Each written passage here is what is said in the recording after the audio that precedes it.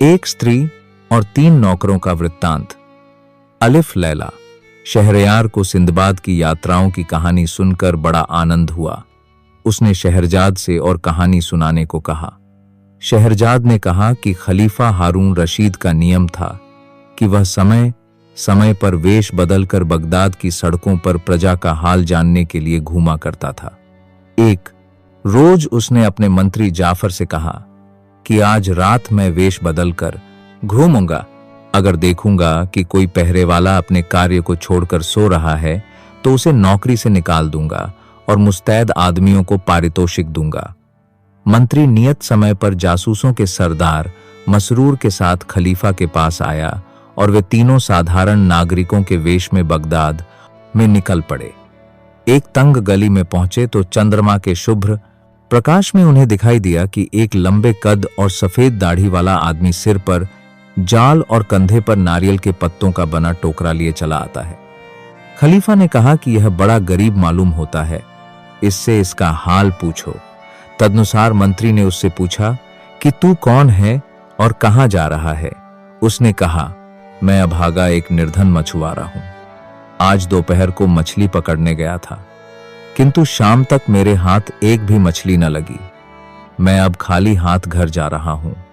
घर पर मेरी स्त्री और कई बच्चे हैं। मैं चक्कर में हूं कि उन्हें आज खाने को क्या दूंगा। खलीफा को उस पर दया आई। उसने कहा, तू एक बार फिर नदी पर चल और जाल डाल। तेरे जाल में कुछ आए या ना आए, मैं तुझे 400 सिक्के दूंगा और जो कुछ तेरे जाल में आएगा ले लूंगा। मछुआरा तुरंत इसके लिए तैयार हो गया। उसने सोचा कि मेरा सौभाग्य ही है कि ऐसे भले आदमी मिले, यह मेरे साथ धोखा करने वाले तो मालूम नहीं होते। नदी पर जाकर उसने जाल फेंका और थोड़ी देर में उसे खींचा तो उसमें एक भारी संदूक फांसा हुआ आ गया। खलीफा ने मंत्री से मछुआरे को 400 सिक्के दिलाए और विदा कर दिया। खलीफा को बड़ा कौतूहल था कि संदूक में क्या है। मसरूर और जाफर ने उसके आदेशानुसार संदूक खलीफा के महल में रख दिया। उसे खोल कर देखा तो उसमें कोई चीज नारियल की चटाई में लाल डोरे से सिली हुई थी। खलीफा की उत्सुकता और बढ़ी। उसने छुरी से सीवन काट डाली और देखा कि एक सुंदर स्त्री का शव टुकड़े टुकड़े करके चटाई के अंदर सी दिया गया था। खलीफा यह देखकर अत्यंत क्रुद्ध हुआ। उसने मंत्री से कहा, क्या यही तुम्हारा प्रबंध है? मेरे राज्य में ऐसा अन्याय हो कि किसी बेचारी स्त्री को कोई काट कर संदूक में बंद करके नदी में डाले? यह मैं सहन नहीं कर सकता।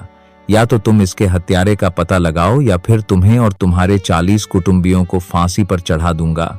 मंत्री कांप गया और उसने कहा, सरकार, मुझे कुछ समय तो दिया जाए कि मैं हत्यारे का पता लगाऊं। खलीफा ने कहा कि तुम्हें 3 दिन का समय दिया जाता है। मंत्री जाफर अत्यंत शोकाकुल होकर अपने भवन में आया और सोचने लगा कि 3 दिन में हत्यारे का पता कैसे लग सकता है, और पता लगा भी तो इसका प्रमाण कहां मिलेगा कि यही हत्यारा है। हत्यारा तो कब का नगर छोड़ भी चुका होगा। क्या करूं? क्या किसी आदमी पर जो पहले ही कारागार में है इस हत्या का अभियोग लगा दूं? किंतु यह बड़ा अन्याय बल्कि मेरा अपराध होगा कि मैं जान बूझकर किसी निरपराध को दंड दिलवाऊं। कयामत में भगवान को क्या मुंह दिखाऊंगा। मंत्री ने सारे सिपाहियों हवलदारों को आज्ञा दी कि स्त्री के हत्यारे की 3 दिन में खोज करो, वरना मैं मारा जाऊंगा और मेरे साथ मेरे कुटुंब के 40 व्यक्ति भी फांसी पाएंगे। वे बेचारे 3 दिन तक घर घर जाकर हत्यारे की खोज करते रहे, किंतु हत्यारे का कहीं पता न चला। 3 दिन बीत जाने पर खलीफा के आदेश पर जल्लाद जाफर और उसके 40 कुटुंबियों को पकड़कर ले आया और खलीफा के सामने हाजिर कर दिया। खलीफा का क्रोध अभी शांत नहीं हुआ था। उसने आज्ञा दी कि सबको फांसी दे दो। जल्लाद के निर्देशन में फांसी की 41 टिकटियां खड़ी कर दी गईं। नगर में मुनादी करवाई गई कि खलीफा के आदेश से मंत्री जाफर और उसके 40 कुटुंबियों को फांसी दी जाएगी। जो आकर देखना चाहता है देख ले। सारे नगर में यह मालूम हो गया कि किस अपराध पर मंत्री और उसके कुटुंबी फांसी पर चढ़ाए जा रहे हैं। कुछ समय के बाद मंत्री और उसके 40 कुटुंबियों को टिकटियों के नीचे लाया गया और उनकी गर्दनों में रस्सी के फंदे डाल दिए गए। वहां पर बड़ी भारी भीड़ जमा हो गई। बगदाद के निवासी मंत्री को उसके शील और न्यायप्रियता के कारण बहुत चाहते थे। उन्हें उसकी मृत्यु पर बहुत शोक हो रहा था। सैकड़ों लोग उसकी गर्दन में फंदा पड़ा देखकर रोने लगे। इस पर भी खलीफा का इतना रोब था कि किसी का साहस मंत्री के मृत्यु दंड का विरोध करने का नहीं पड़ रहा था।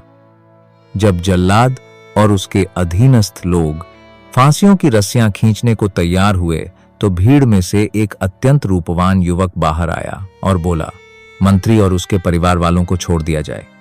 स्त्री का हत्यारा मैं हूं, मुझे पकड़ लिया जाए। मंत्री को अपनी प्राण रक्षा की खुशी भी थी, किंतु युवक की तरुणाई देखकर उसकी भावी मृत्यु से दुख भी हो रहा था। इतने में एक लंबे चौड़े डॉल वाला बूढ़ा आदमी भी निकलकर बोला, यह जवान झूठ बोलता है, इसने स्त्री को नहीं मारा, उसे मैंने मारा है, मुझे दंड दो। फिर उस बूढ़े ने जवान आदमी से कहा कि बेटे, तू क्यों इस हत्या की जिम्मेदारी ले रहा है? मैं तो बहुत दिन संसार में रह लिया हूं, मुझे फांसी चढ़ने दे।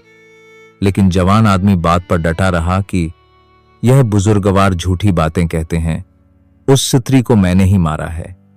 खलीफा के सेवकों ने उससे जाकर कहा कि अजीब स्थिति है, एक बूढ़ा और जवान दोनों अपनी अपनी जगह कह रहे हैं कि मैंने स्त्री को मारा है। खलीफा ने कहा कि मंत्री के कुटुंबियों को छोड़ दो और मंत्री को सम्मानपूर्वक यहां लाओ। जब ऐसा किया गया तो खलीफा ने कहा कि हमें बहुत झंझट में पड़ने की जरूरत नहीं है। अगर दोनों ही हत्या की जिम्मेदारी ले रहे हैं तो दोनों को फांसी पर चढ़ा दो। किंतु मंत्री ने कहा कि निश्चय ही उनमें से एक झूठ बोलता है। बगैर खोज बीन किए किसी निरपराध को मृत्यु दंड देना ठीक नहीं है। अतएव उन दोनों को भी खलीफा के सामने लाया गया। जवान ने भगवान की सौगंध खाकर कहा कि मैंने 4 दिन हुए उस स्त्री का वध किया था और उसकी लाश टुकड़े टुकड़े करके संदूक में बंद नदी में डाल दी थी। अगर मैं झूठ कहता हूं तो कयामत के दिन मुझे अपमानित होना पड़े और बाद में सदा के लिए नरक की अग्नि में जलूं। इस बार बूढ़ा कुछ न बोला। खलीफा को विश्वास हो गया कि जवान ही हत्याकारी है।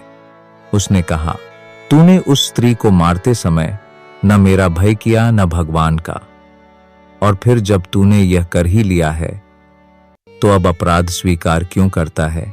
जवान बोला, अनुमति मिले तो सारी कहानी सुनाऊं। यह भी चाहता हूं कि यह कहानी लिखी जाए ताकि सबको सीख मिले। खलीफा ने कहा, ऐसा ही हो।